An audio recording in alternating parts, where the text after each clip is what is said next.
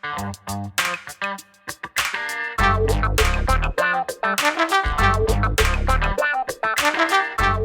guys, Montel here, and thanks for joining into this edition of Let's Be Blunt with Montel. And I'm so excited to have our guest on today. I'm going to get to him in just a second, but I wanted to start off a conversation by saying, isn't it crazy how when we look back at this last election, everybody's in an uproar about, the top of the ticket, but nobody's discussing what else went on during this election period. 5 new states passed cannabis laws, folks. We're at a point right now where I believe it's we're up to 34 states in the District of Columbia that have some form of cannabis legislation that allows for people to have access to cannabis either medically or for adult use. And it's been allowed. We're growing it here in the United States. We are dispensing it here in the United States, but we still haven't figured out how to properly test and properly dispense the medication to universities, to corporations, to companies to test, to allow them to do research to see if we can move this forward in a way that makes sense. It's almost as if this battle against science is a battle that permeates every aspect of our society. And I think this is one of them that it shouldn't be permeating because, as we start to find out more and more, though, what we're finding out today is, I think, what we've known in the past, but as we're starting to amplify the research that's been done for the last 40 years, would it make sense to you that our government would say, you know what, let's start taking a look at what's being sold to people in different states and researching that and studying that and making sure that it's good and efficacious? Instead, they force companies that are trying to literally do research to skirt the legal edge, if they will, or to apply for cannabis that's been being grown at a place in the University of Mississippi for the last 60 years, which is really ridiculous because they've had the same dumb, I think, in some ways, growing techniques that they've been using down there for almost 60 years. They haven't improved those. And it's really interesting that our guest today is someone who jumped into the cannabis space, but jumped into it with a mission at hand. And his mission was to see if he could start one of the first biotech research companies to actually do really good, solid research on cannabis. Our guest today is a former U.S. Navy SEAL. Ooh, I'm telling you, there you go. Former U.S. Navy SEAL, graduated from Stanford University with an MBA. He's the founder and CEO of Biopharmaceuticals Research Company, which is based out of Monterey, California. BRC is a federally compliant specialty cannabis research company that holds several DEA, Drug Enforcement Administration licenses that allow it to engage in legal cannabis activities federally. Now, BRC imported the first ever legal cannabis containing THC into the United States under a DEA permit from the European Union and from Latin America, and works closely with academic researchers and drug developers. Please welcome to Let's Be Blunt with Montel, Mr. George Hodgin. Thank you so much, George, for being with us today, my friend. Thank you, Montel. It's my pleasure to be here. Absolutely. I got to tell you, you are one of the only people that I know that is literally in this space. And this is where you made your entree into cannabis, is correct? That's exactly right. So I started BRC about 2.5 years ago, mid-2017, after watching a fellow special operations veteran, ask himself and ask his doctor many of the questions that have been featured on the show. How do I think about drug-drug interactions? How do I dose cannabis? And after experiencing this firsthand with my friend, I realized there's an incredible need in this country to engage in cannabis research, and that's why we dove in head first. And what's crazy, when you dove in, you didn't think you would meet some of the roadblocks that you met up with, did you? I did not. It's shocking to me, and you mentioned at the top of the show about this current election cycle. It's fascinating to me, and I think you'll appreciate this as a veteran yourself, that 92% of veterans in this country want the U.S. federal government to research cannabis for their PTSD and their chronic pain. Yet some of our legislators and the branches of the federal government simply don't seem to care or don't seem to listen. So they continually put up roadblocks along the way. But that's not going to stop us. We believe in our mission, and we'll either go around them, blow them up, or go through them. I mean, well, it's really absolutely ridiculous because the amount of ignorance behind this plant. I mean, we know that the current legislation, and unfortunately, we're going to talk a little bit about it later, but unfortunately, our president-elect, that's now been certified as the president-elect, has some misconceptions about cannabis. And about 6 months ago, he was quoted as saying that he still believed that cannabis was a gateway drug. Duh. Come on, we need to wake his ass up a little bit. But, and as we look at the way cannabis has rolled out, I mean, I think depending on what poll you listen to, the polls range from 72% up to 85% of the American public believes that people should be able to have a private conversation between them and their doctor. If their doctor recommends cannabis, then therefore it should be legal, especially from a medical standpoint. There may be some arguments out there, range anywhere from, 61% to 85% when it comes to adult use, or what they term recreational use. But there is no question that the jury is not out anymore. The jury has come in and said unequivocally, you take a look what just happened in this election, they've come in and said, we want cannabis, especially medically, in America. And especially since we know that, so many countries around the world have now gone down the path of legalizing for medicinal purposes. It should be, an additional tool or, arrow in the quiver of a doctor, just like all the arrows that they have in there that are spelled out through opioids. We should be able to allow a doctor who, if we think is smart enough to be able to prescribe me some oxycodone, he should be able to prescribe me some cannabis if we think he's smart enough to do one or the other. But I like the fact that you stepped into this trying your damnedest to do the research to actually justify why cannabis is an efficacious medical agent.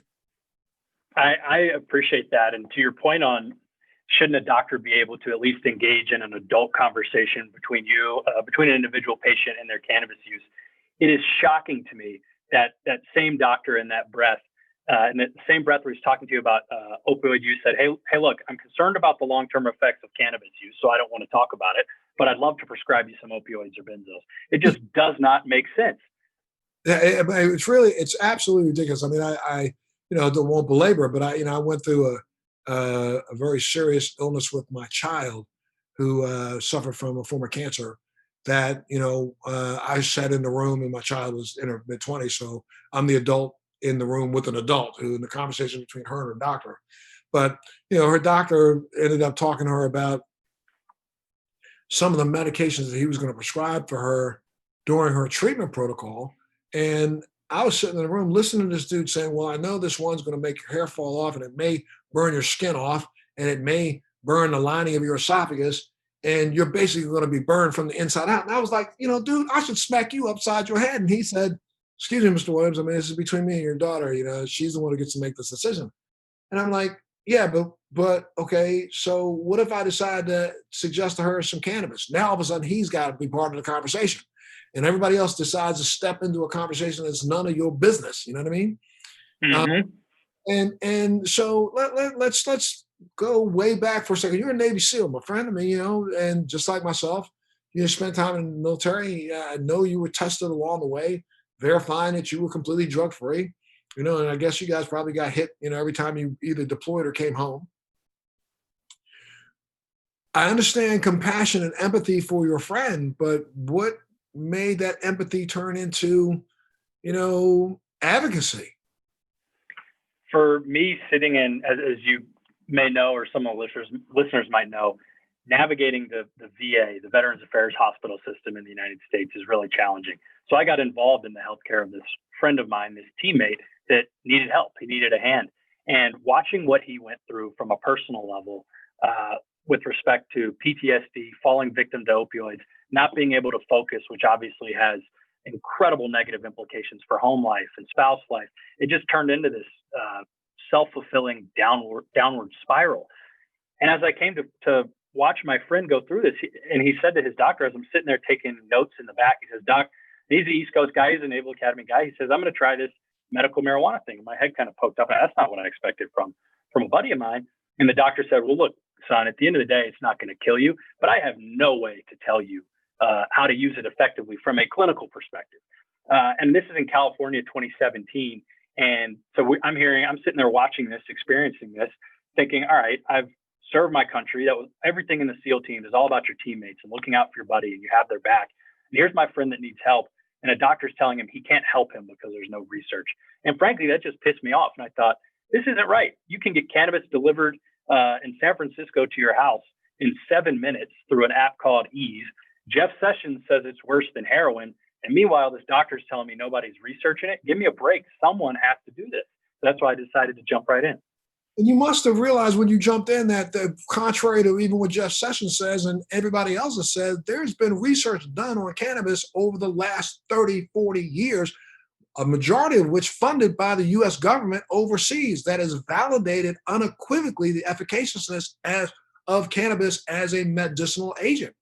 I mean, look at the fact, I know you know that the U.S. government owns its own patent on CBD, which is 660-35071B. They own that patent, and in that patent, in the abstract, it says 100% what it believes cannabis is efficacious for. So does that not drive you a little crazy, knowing that the government spent, for a period of time in the 90s, they were spending about $20-30 million a year doing research in Israel and not allowing research to be done right here? It drives me nuts as a red-blooded American that fought in Afghanistan and Southeast Asia for this country, that we send people, veterans, which is near and dear to my heart, overseas, bring them back and say, hey, we're not going to invest in research that could help you, but we are going to offshore it. We should be creating American jobs, American taxes. The America that I fought for should be leading the way in cannabis research. There's so many implications. If it's for children with epilepsy, folks with MS, people with cancer pain, America should be leading that charge because we have such a vibrant cannabis economy already. And that drives me absolutely nuts. It also drives me nuts that the catch-22, which I'm sure we'll get into, to move cannabis out of Schedule 1, which will open up this research process and this medical process, the Drug Enforcement Administration says, hey, you have to have demonstrated medical use with appropriate clinical trials and scientific data. And then they say, oh, by the way, we're not going to let anybody produce cannabis to generate scientific data within the U.S.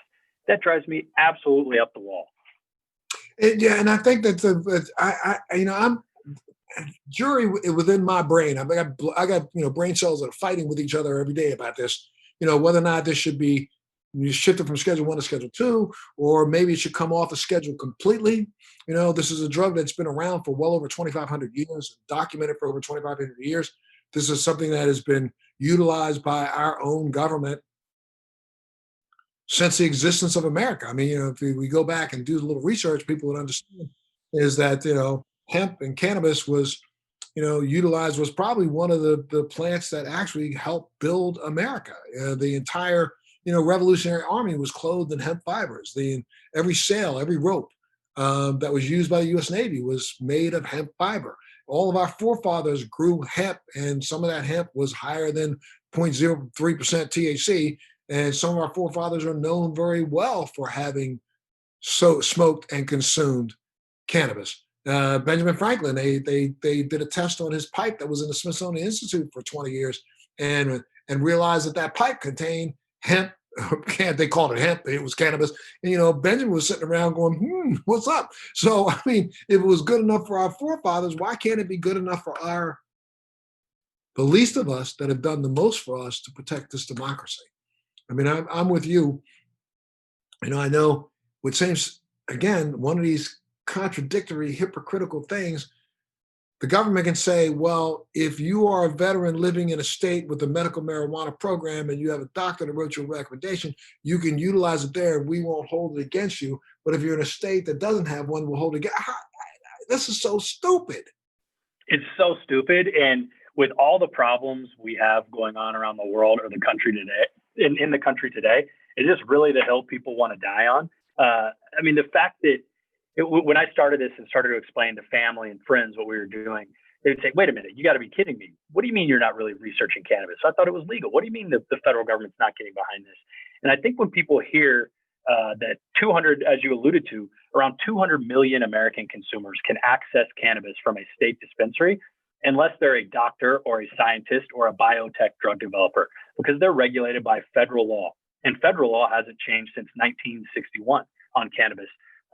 Despite all the technology that's come out, despite all the evidence that you mentioned around the therapeutic uses of this. And I think just sort of add it to the list of things going on in the federal government that aren't making sense right now. Right. So let's talk a little bit. So you started your business, you opened it up, you thought, okay, I'm going to get in here and I'm going to be able to go to a local dispensary, buy some cannabis, and I'll have my guys do some research on that. But you found out very quickly you couldn't do that, right? That's exactly right. So any organization in the U.S. that's regulated by the federal government, be it a pharmaceutical company, a pharmacy, a university doing research, a nonprofit research group, they're all regulated by the federal government. So irrespective of whether or not your state has legal cannabis laws, those are totally irrelevant. It doesn't matter. You have to follow the Controlled Substance Act, which means you can't go to a dispensary and buy cannabis. You can't engage in studying the products people are using. You have to get your cannabis from a DEA licensed federal source, of which there's only been one for about 60 years. So you can be in California. There's the dispensary 5 blocks away from where I'm sitting at my desk right now. There's a dispensary about 6 blocks away that has great products that are helping a lot of people. For me to get cannabis to research, we had to fly it in from the European Union under a DEA permit. That's the extent of this problem, and it is so stupid. And talk a little bit about the fact that there is some in the United States at the University of Mississippi. I've had the canisters that they have sent out, but that's probably some of the poorest, worst grown cannabis in the world. It's been reported, and I can't speak for this, but it has been reported that it's unsafe and unclean. And so some researchers don't even want to engage in the research around developing the products. I would say, look, in what industry in the US has the government allowed a monopoly for 65 years? When has that been good for anybody? And not just business, we're talking about patients and researchers that need to be advocating and accessing cannabis. So right now, you want cannabis in the US and you're a researcher, you either get it from the University of Mississippi or you end up importing it under a DEA permit. I mean, the cannabis, I've seen pictures of the stuff that people use at Mississippi, and it looks like what the punk kid in your 6th grade class sold you as oregano, behind the dumpster. It has nothing to do with what people are using today, sort of in the markets. And yeah, I mean, no. So, what was that process of going through the DEA to get them to allow you to? First off, talk a little bit about. You don't have to give up a lot of your trade secrets, but talk a little bit about. You founded the company. You said, "I want to do X, Y, Z." So then you reached out first and said, "Let me get some cannabis from Mississippi." And what happened? I would rather go through months of Hell Week as a Navy SEAL trainee than have to go through this process again. It was incredibly exhaustive and complex to work within the DEA system to have access and licensure to deal with the Controlled Substance Act, Schedule 1, Schedule 2 drugs. That being said, that's what we're doing because that's the right way to do it in the federal government's eyes. So we play by the rules and we're quite happy to. What you have to do is you build a compliant facility or effectively a warehouse or production facility that is really, really high security. So we have biometric access. I mean, literal thumbprints. You think this is Fort Knox with gold here. Thumbprints to get in every door, 24/7 security. And once you have that infrastructure and the team that has the compliance expertise to navigate the federal bureaucracy, at that point, the DEA will allow you to apply for import permits, licensure, et cetera. But it's just hilarious. I mean, it's shocking to me that here we are. We have cannabis stored in a several ton bank vault that's been licensed by the DEA. There's tripwires and security cameras, and you can drive down the street 5 blocks down the road, and there's just cannabis everywhere. But that's the level of bureaucracy and hoops you have to jump through to do the research, hopefully, that helps people in the long term, because that is the research we think that the government is going to respect when it comes to making scheduling decisions, et cetera. And so they made you fill out paperwork, file for an opportunity to get the cannabis from Mississippi. You got that? Did you get some of that first, or did you skip them? We tried, and all the products we needed that are relatively reflective of what medical patients are saying is helpful. Meaning something that has more than, call it like a 7% THC. We wanted a 15% THC or a 20% THC, or an ingestible if it's an edible. We went through the process, and after months, they came back to us and said, "Hey, by the way, it's in our catalog that we have that, but we don't actually even stock it anymore. So you're shit out of luck." So we went elsewhere and went outside the United States to find it. And that I find that even just I'm baffled by this because rather than, let's say, okay, I get it, you can't go to a licensed dispensary, a state licensed dispensary, but why not be able to go to a grower here in the United States and say, instead of me shipping something in from Europe, why can't I just ship something down from Humboldt County? Exactly.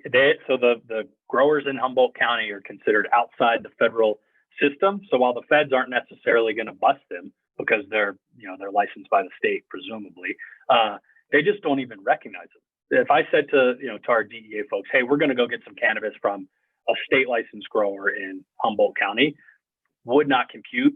No, you can't do that. They're not within our system. And that the conflict between state and federal law is unfortunately coming at the harm of all the patients out there that could be helped. And I think a lot of advocacy. You mentioned President-elect Biden, and somebody needs to change his mind. In my opinion, cannabis research is sort of the last bastion to fall before helping people change their minds. And I mean, a couple of years ago, you could ask most politicians or frankly, conservative politicians, say, hey, what's your opinion on cannabis? They didn't really have to have one. They could kind of just ignore it and kick the can. They can't do that anymore because of, like you said, 34 states are engaged some way in cannabis. Now the fallback position is, hey, let's just do the research. I don't have to have an opinion yet. I want to see the research. And so if you take that away and you say, perfect, here's the research, here's how it helps people, there's no leg to stand on. Then you can actually develop medicines in a meaningful way that help people. So that's why we're excited about what's going on here. Absolutely. And, but I guess, how do they certify a grower in Europe or a grower in South America or Central America? Does the DEA go over and visit a grower over there? They don't. So they rely on the exporting country to ensure that the local grower or producer is compliant. So they don't care if it's in Colombia, Israel, Australia, so long as that person, that grower in whatever country, is operating legally and has an export permit from their version of the DEA, then the DEA will allow you to import it. It's an exhaustive administrative burden and paperwork drill to do, but it's not something. It's the same framework through which they move other controlled substances or drugs around the world. It just is so silly that they're applying this to cannabis.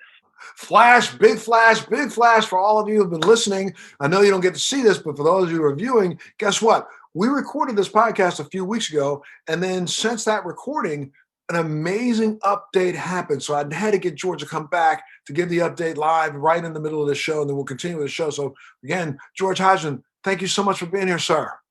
Montel, it's my pleasure. Thanks for having me on for this exciting update. Yes, sir. And we were just kicking the butt of the DEA and those for forcing you guys to use University of Mississippi cannabis and other cannabis from outside the United States. But a new ruling just happened. As a matter of fact, I'm looking at this article that you sent me, and the new article headline is DEA widens path for medical marijuana research. Why don't you tell us what that's about?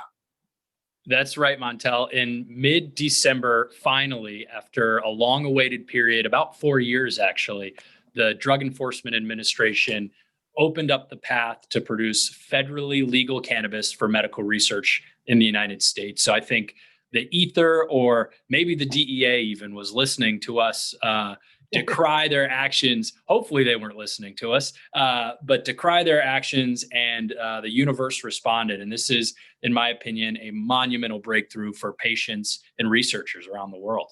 I think it may have had a little bit to do with the fact, and I don't know which one of them did it, either President-elect Biden or President-elect or Vice President-elect Harris said something right before this announcement came out about the fact that they were going to expand the opportunities for research and really, again, go with the science. Because, I've been beating them over the head saying, this is kind of crazy for this new administration to claim that they're all about science and then not be able to provide the opportunity to do the real science. And now, all of a sudden, the DEA has decided that they're going to let you do real science. So that what this really means is that you can go to any dispensary and pick up a product there, bring it back, and do testing on it, right? Not exactly. What this means is that the DEA, historically, as we've been discussing, has only allowed one group, the University of Mississippi, to provide cannabis for research to universities, hospitals, doctors, our nation's best and brightest scientists. And that has existed for damn near 60 years. Right. What the DEA has done is created a pathway, a ruling, a policy that allows other institutions, be it private companies, universities, biotech companies, to go through the DEA licensure process to get a sheet of paper, effectively, a registration, a license to produce cannabis, just like the University of Mississippi. So while the researchers themselves can't go to a dispensary, they will be able to access products that are analogous or similar in profile to what we're seeing patients use effectively around the world. I think this is a big victory, and a big hats off to advocates like yourself who have been screaming and fighting and kicking and screaming for years. And I think it goes to show that that the drumbeat of change and advocacy is not fast, but if you're persistent, like you and the rest of the listeners and viewers have been, if you make enough noise, good trouble, then people will listen. And this is a hats off to those advocates. So now your company, which is a biopharmaceutical research company, which is based out of Monterey, California, BRC, you are already federally compliant, to actually do research on cannabis. So now, will your company be able to grow different phenotypes and then research those?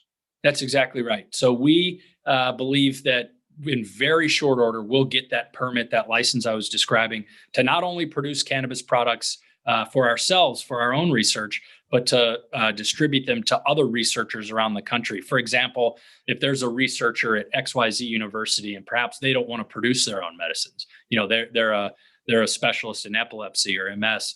They might not want to cultivate their own cannabis or create their own products. They can come to us and get it legally through the federal system with which they can do their own research. So, and thanks to everybody. Huge, my friend. Well, thank you so much for all that you do. And thanks for coming back to give the update. I want everybody at home to know that, again, finally, make enough noise, people will listen. And I think we got to keep now making more noise, right? Could not agree more. This is the first inning, the sort of first domino to fall. All the patients and doctors that have been for decades asking for research, asking for medicalization of cannabis. This is the first step, and there is so much left to do. The fight is really just heating up.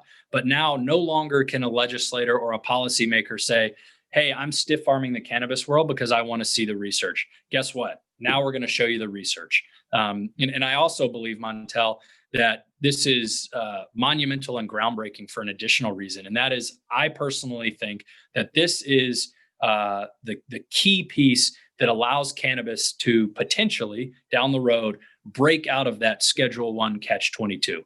As we've talked, and I'm sure you know all about that. And at least now we will start to have researchers who are researching because they're looking for the efficaciousness of the plant rather than looking to satisfy those who claim that there is no efficaciousness of a plant. So I know it sounds subtle to all of you that are listening, but you've got to understand that the majority of research that's been done to date has been done in a way that they are already predetermining an outcome and trying to do research to live up to or down to that outcome, meaning let's prove to the world that cannabis doesn't work.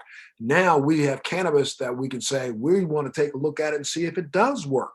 I mean, recently, there was an article that came out talking about the fact that, there's chemicals in the smoke of cannabis that seem to be synonymous or similar to smoke from cigarettes. But we also know that 20 years ago, there was research done that proved that that's not true.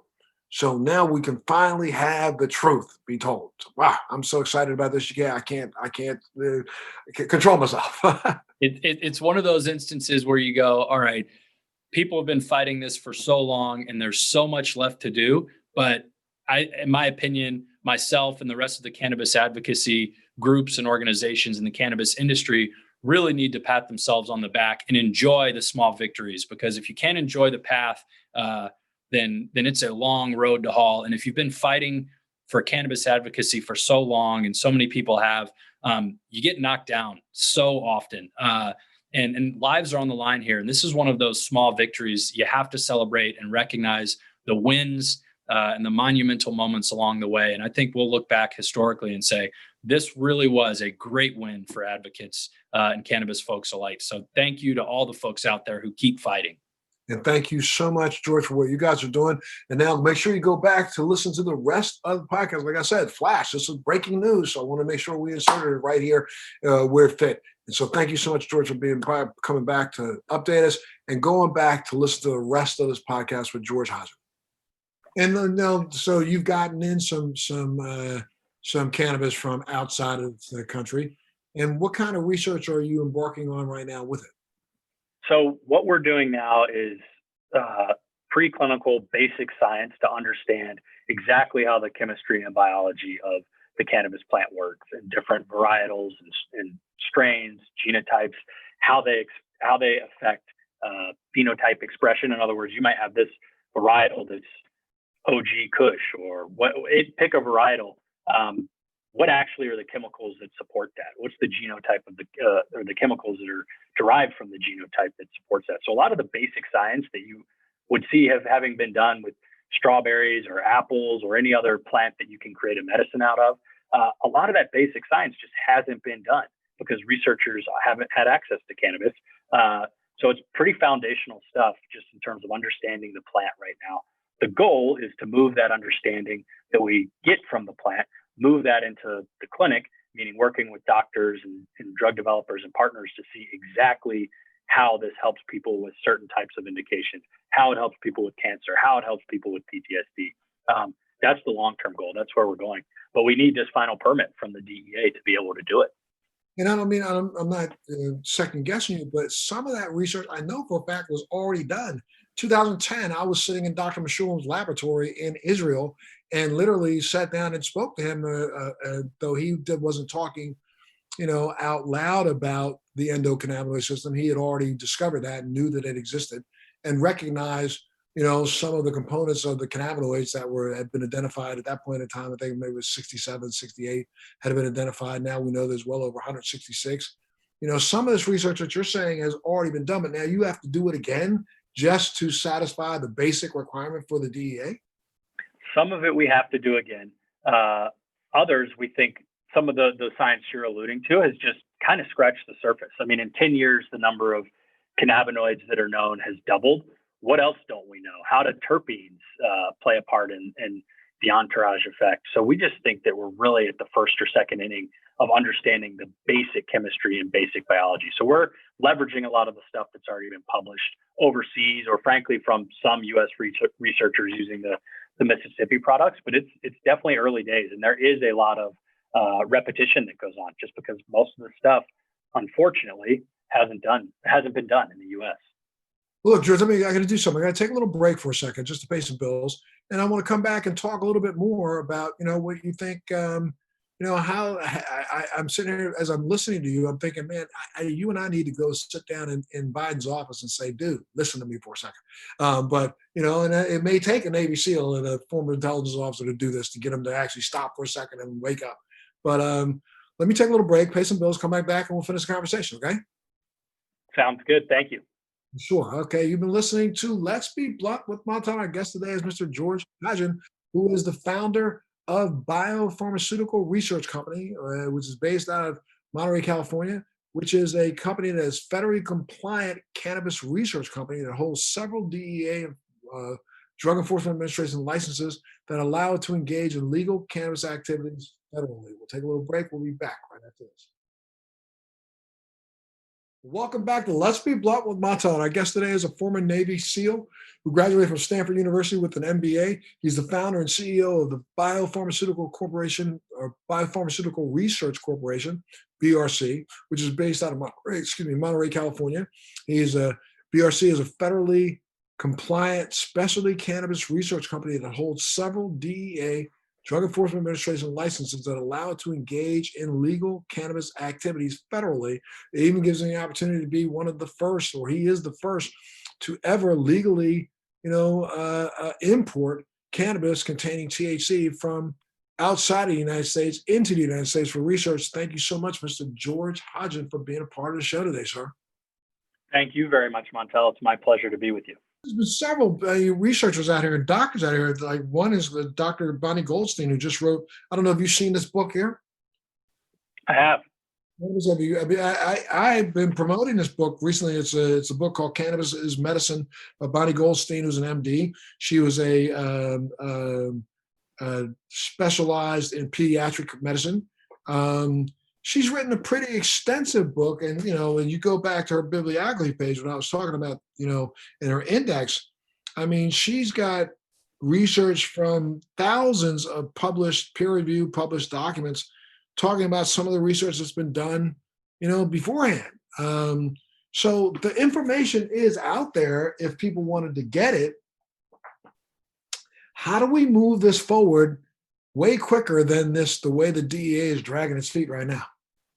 Well, I'll take you up on the offer to go meet with President-elect Biden. I think that could be one way to do it. And the reason I say that and I actually mean it, and it's not in jest, is I think what you're doing on the show, what we're doing, advocacy and education is one way to do it, because so many folks from older generations have seen the cannabis plant demonized. And until they have a personal experience, like myself included, with my friend that I mentioned, until they have a personal experience with a friend or a loved one that's helped by cannabis, it's always just sort of off their radar. And I think more and more what we're seeing now is people sharing their stories and coming forward and saying how cannabis has helped them. And I think that's the most important thing to change is people's attitudes.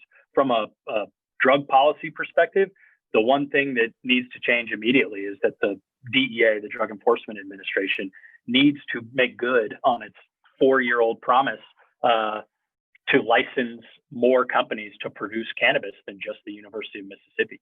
That's it in a nutshell. Well, yeah, I guess the DEA started this process back in 2016, a program to open up licensure for small businesses. But you're right, they have not really moved that ball forward at all, especially since the last 4 years we've been mired in a surreal world that doesn't believe in research. Exactly, that's exactly right. I think every politician or doctor or researcher that I speak with, or just friend or family, is absolutely shocked and floored to find out that doctors in the United States and scientists in the US can't access compliant cannabis for research that meets their needs. It just blows their mind. And it's not it's not a hard fix, really. It doesn't require a new law. Congress doesn't like to pass laws anymore, seemingly, but it's not a new law. It doesn't take any money from the federal government. It's effectively just a permit that already exists for every other drug, every other controlled substance, except cannabis. And so I think what we're seeing is sort of the legacy Jeff Sessions ideological hatred of cannabis that has permeated just the federal bureaucracies. Luckily, it's moving away, and we think that the DEA is going to move forward quickly. But I think it's just the sort of Jeff Sessions residual effect is what we're dealing with now. And I think in his case, it's more about the fact that he feels like it makes him give up an enslavement tool. I mean, this has been a tool that's been used against communities of color for the last 80 years to make sure that you could throw somebody in jail and have a little extra little kicker on the top if you needed to. And so I think for some of these people, they just are so upset that you're taking a tool out of their pocket that was giving them the opportunity to indiscriminately arrest anybody brown that they wanted to arrest. I think that's really what's going on. Until people start talking about it that way, I don't think we're going to make much headway. I mean, I think when you said something about the older generation, I'm one of those older generation people. But I think when you look at legislators, they're a lot around my age. And these are the guys who are stepping up to the plate and saying, I remember that kid who was sitting under the bleacher who now ran a Fortune 500 company and did pretty well for himself. So maybe that little bit of pot that he smoked wasn't that bad. So attitudes are changing among the populace and the population, but for some reason, we are just stuck on stupid when it comes to understanding that we've got an efficacious product here that's no different than, in a sense, and I'm not trying to make it seem as if it's less harmful, but I look at cannabis as a nutraceutical, not a pharmaceutical. Personally, I think, I think that's the way the DEA ought to look at it. there are some components. I mean, we know for a fact that there has never been a death associated with overdosing THC. Never, never in recorded history of mankind. Of mankind. You know what I mean? So it's not like this is something in the last 30, 40 years. This is since the dawn of man, there's never been a human being that we know of that has overdosed from too much THC. You probably go to sleep and you'll sleep longer than you ever thought you could. But your body has the ability to process it, clear it out, get it out of the liver, and dispel it. So, with your research, what are you focusing on? Are you focusing on trying to? I understand what you're saying about doing the basic research, but do you eventually want to be able to develop out some pharmaceuticals yourself, or what are you looking to do?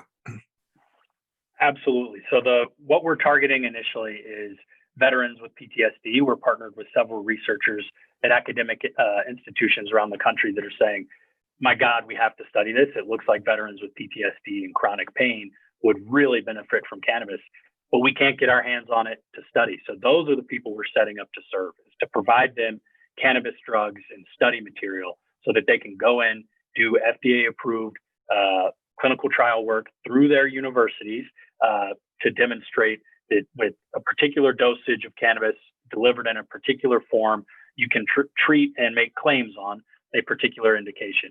That's largely the pharmaceutical route. I think you alluded to the nutraceutical route, which I think there's absolutely a place for. It's sort of two separate things. If you want your doctor to pay for it and have it prescribed and treat a condition and make a claim on it, then that's one route. The other route is to treat it as a botanically derived medicine, like a nutraceutical that isn't as regulated by the FDA. And I don't think they're mutually exclusive. I think you can help tons of people in both different ways. We just happen to be focused on the pharmaceutical route because right now that's what the DEA requires. I think it's going to be, that's where I think we may end up hitting not roadblocks, but it's going to be tough because as we recognize the fact that everybody's individual endocannabinoid system works slightly differently, we recognize that, dosing may end up becoming an issue where,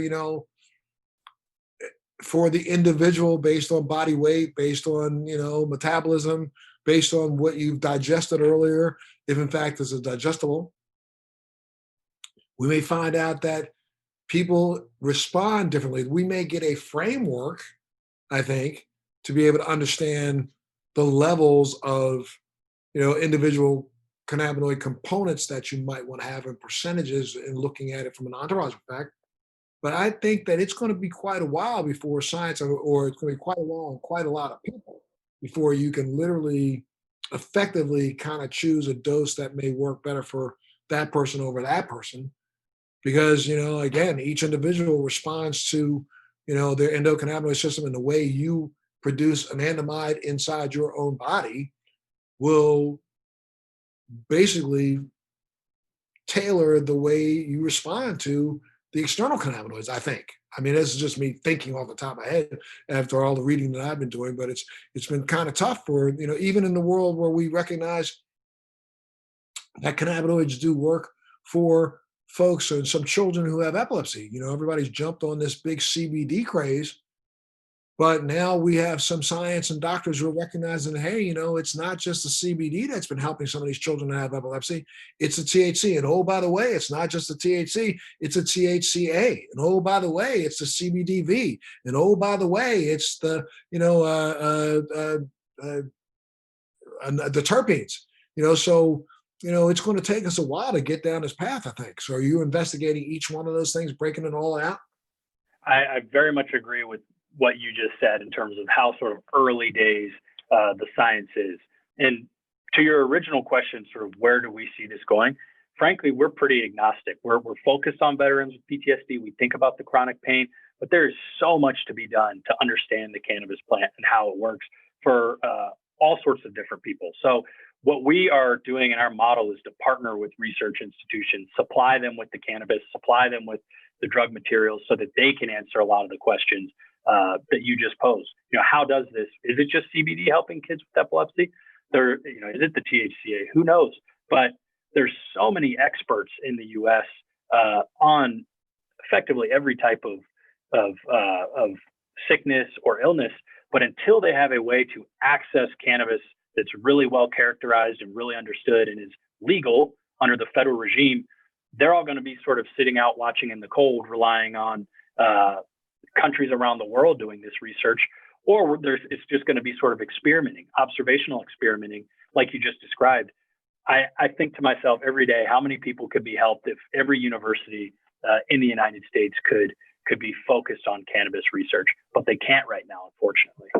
And what I would do is I suggest that if you got every university to focus in on it, you break the plant up, give every university one little piece, give one university one cannabinoid, another cannabinoid, give another one a flavonoid, give another one a terpene, give another one this, that, and the other, and then take a look at how they work separately. Then you have to start putting them together and put them together very slowly. Because I guess recently in the last 2 weeks, there's been a peer-reviewed document that just came out, study came out about flavonoids as a not an antioxidant, but as an anti-inflammatory.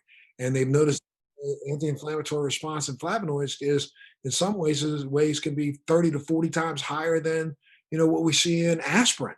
So that means that flavonoid works by itself as an anti-inflammatory, but then if you add a little bit of CBD or CBG to it, would that enhance that flavonoid? And would it be almost too much anti-inflammatory? I don't believe that you could have too much anti-inflammation, but so yeah, there's going to be a lot to be done. What do you see? What do you think this next administration is going to do for research? I take the vice president-elect and the president at their word. I have no reason not to, and I think they're going to make good on their promise to really advance cannabis reform, both from a social justice, social equity perspective, which is incredibly important in this, decriminalizing and expunging past cannabis convictions at the federal level is absolute table stakes for what needs to happen. 30 years ago, if you were a cannabis dealer, you are now a felon. Now you're a rich guy on Wall Street. So I think they're going to make good on their social equity promises by decriminalizing. And I think that they'll make good on their promises to enable more research and invest in research so that America is leading the way with respect to cannabis. And frankly, I expect them to hold the DEA's feet to the fire and ensure that they roll out this program really effectively because it's good for everybody. So I think they're going to do it. And has your company had any breakthroughs recently, or any breakthroughs so far with what you're doing research-wise? We recently announced a partnership with University of California, Davis, one of the leading plant science programs in the world, and we're really excited about that. We're really proud and happy to announce that research partnership. The plant scientists, earlier I mentioned sort of agricultural know-how and best practice that we have for most other crops in the country. The scientists we're partnered with at Davis are starting to look at the genetic makeup of cannabis and how the genotype and the genes are expressing exactly what's going on in the plant. What makes a plant sort of high CBD? What makes it drought resistant? What makes it produce these terpenes? And so they're really focused on that, and we're really proud to be in partnership with them. I just recently interviewed a Dr. Sally McKenzie. You ought to write that name down. Dr. Sally McKenzie, who's a professor of plant science at the College of Agricultural Science and a professor of biology in the Elberly College of Science at Penn State. And she's one of the leading epigenetic breeding researchers in the country right now. Might be somebody you might want to talk to. I had a really great interview with her on my other podcast, which is called Free Thinking, about the science of GMO and other things and what they've been doing to make, plants express themselves, not just by doing genetically modified things, but actually, epigenetically changing within the plant itself and making it respond a little better. And I think that, that's the first person I've heard of that's doing that kind of research for plants. And she's not doing it for cannabis. This is just for food and for, trees. And so I think that I asked her if her science would cross over when it came to cannabis. And she sounded like she'd be pretty excited to work in that area. Well, we'll have to get a hold of her and get her into this cannabis realm, because it sounds like everybody could benefit from the good work she's doing. Absolutely, because I've been very, very, very interested in looking at the plant differently, I think, than a lot of people. I've been involved in this now for 20 years, not just the last 3 or 4 years or 5 years, but I got involved in advocacy for cannabis back in 2000. And, one of the things that I noted is, and I've been noting as I do my little basic research by reading as much as I possibly can, I think that, epigenetics would be a really good way to start to clearly define the phenotypes in a way so that I can maybe grow a plant, especially if I'm looking to grow a plant that's maybe a little bit more rich in CBD and a little bit have more CBG, and then express certain terpenes in that particular strain. I might be able to grow a plant that has that, and then I can grow another plant that has expresses itself in a different way, then combine those two together, coming up with more efficacious medication. That's what I think. I'm really excited about. That's fascinating, and that I think is the sort of next iteration of this basic plant research that I was describing. Exactly what you said, I think is sort of where the industry and where the scientists are headed, because that's how you help farmers and cultivators and growers help the most people get their medicine. So I think that's fascinating. I'm excited to watch it. Yeah, and these are techniques that have been being used now for 20 and 30 years in the other, horticultural industry. So there's no reason why it shouldn't be applied to, what we're doing. Now you get no resistance from the state level, do you? We don't. We're met largely with just sort of curiosity and dumbfoundedness, I would say. When we first met with state regulators in California, they said, "Oh, wow, we didn't even know that there was a way to produce controlled substances under federal permit." And, my response was like, well, if a med school gets cocaine or heroin to teach their scientists and their medical doctors in med school, where do you think they get those controlled substances? They're not buying them from sort of the street level drug dealer, if you will. Companies make illegal drugs federally all the time for research purposes. It's just never really been done well for cannabis. And they thought, wow, that's really important. That's important for us to know. A lot of the lawmakers in California and around the country are making cannabis laws as well they should quickly, or enacting them. But a lot of times they don't really know how to implement them. They say, well, geez, how do we know how much is too much cannabis in your system to allow an impaired or intoxicated driver? It's very easy with alcohol. It's not easy with cannabis. You need universities researching these things. So I think at the state level, most folks are wisening up to the fact that just like any other product or medicine that can help people, you got to be able to study it to get the most juice out of the squeeze. Absolutely. Well, Mr. Hodgman, I can't thank you enough for being a part of the show today. Again, he is the CEO of Biopharmaceutical Research Company, which is based out of Monterey, California, schooling us on the fact that we need to do more. And I think, what way could people who have listened to this conversation help? I mean, could people reach out to their local, politicians? What could they do to help? I mean, I know what I'd love to do, and we're going to stay in touch so that, maybe we can get that, visit down to DC once everything settles.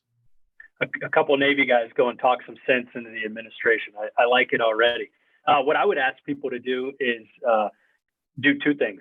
Call your congressman and tell them you want them to urge the DEA to license more growers for cultivation. And then you can actually call the Justice Department. The number's on their website.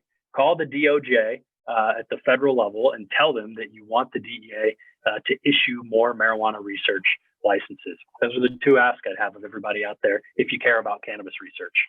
And if they want to hear more or know more about you, where do they go for Biopharmaceutical Research Company? Where do they go to get more information about your company?